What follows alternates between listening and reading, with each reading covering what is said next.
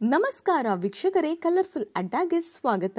ಲಕ್ಷ್ಮೀ ನಿವಾಸ ಧಾರಾವಾಹಿಯಲ್ಲಿ ಜಯಂತ್ ರವರದು ಪಕ್ಕಾ negative shade ಅನ್ನೋದು ಕನ್ಫರ್ಮ್ ಆಗಿದೆ. ಹೌದು, ಜಾನುನ ಜಯಂತ್ ಮದುವೆಯಾಗುವ ಸಂದರ್ಭದಲ್ಲಿ ಶ್ರೀನಿವಾಸ್ ರವರು ಜಯಂತ್ ರವರ ಗುಣದ ಬಗ್ಗೆ ಆಶ್ರಮದಲ್ಲಿ ಇರುವ ಮುಖ್ಯಸ್ಥರ ಬಳಿ ಕೇಳುತ್ತಾರೆ. ಆಗ ಆಶ್ರಮದ ಮುಖ್ಯಸ್ಥರು ಎಲ್ಲಿ ಜಯಂತ್ ಮಕ್ಕಳಿಗೆ ತೊಂದರೆ ಮಾಡುತ್ತಾನೆ ಎಂಬ ಭಯದಲ್ಲಿ ಜಯಂತ್ ತುಂಬಾ ಒಳ್ಳೆ ವ್ಯಕ್ತಿ ಅಂತ ಶ್ರೀನಿವಾಸ್ ರವರ ಬಳಿ ಸುಳ್ಳು ಹೇಳುತ್ತಾರೆ. ಈಗಾಗಲೇ ವೆಂಕಿ ಯಾರು ಎಂಬ ಸತ್ಯ ಜಯಂತ್ಗೆ ಗೊತ್ತಾಗಿದೆ.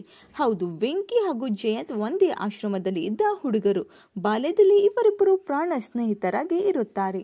ಇಬ್ಬರು ಒಟ್ಟಿಗೆ ಚೆನ್ನಾಗಿ ಇದ್ದರು. ಆದರೆ ಜಯಂತ್ ಮಾಡಿದ ಆ ಒಂದು ತಪ್ಪಿನಿಂದ ವೆಂಕಿ ಬಾಳು ಕಷ್ಟಕರವಾಗುತ್ತದೆ. ಇನ್ನು ಜಯಂತ್ ಕಾರಣದಿಂದ ವೆಂಕಿ ಹೇಗೆ ಮಾತು ಕಳೆದುಕೊಳ್ಳುತ್ತಾನೆ ಅಂತ ಮುಂದಿನ ವಿಡಿಯೋದಲ್ಲಿ ನಾವು ತಿಳಿಸ್ತೀವಿ. ಈ ಒಂದು ವಿಡಿಯೋ ನಿಮಗೆ ಇಷ್ಟವಾಗಿದ್ದರೆ ಲೈಕ್ ಮಾಡಿ, ಶೇರ್ ಮಾಡಿ, ನಮ್ಮ ಕಲರ್ಫುಲ್ ಅಡ್ಡ ಚಾನೆಲ್ನ ಸಬ್ಸ್ಕ್ರೈಬ್ ಮಾಡಿ.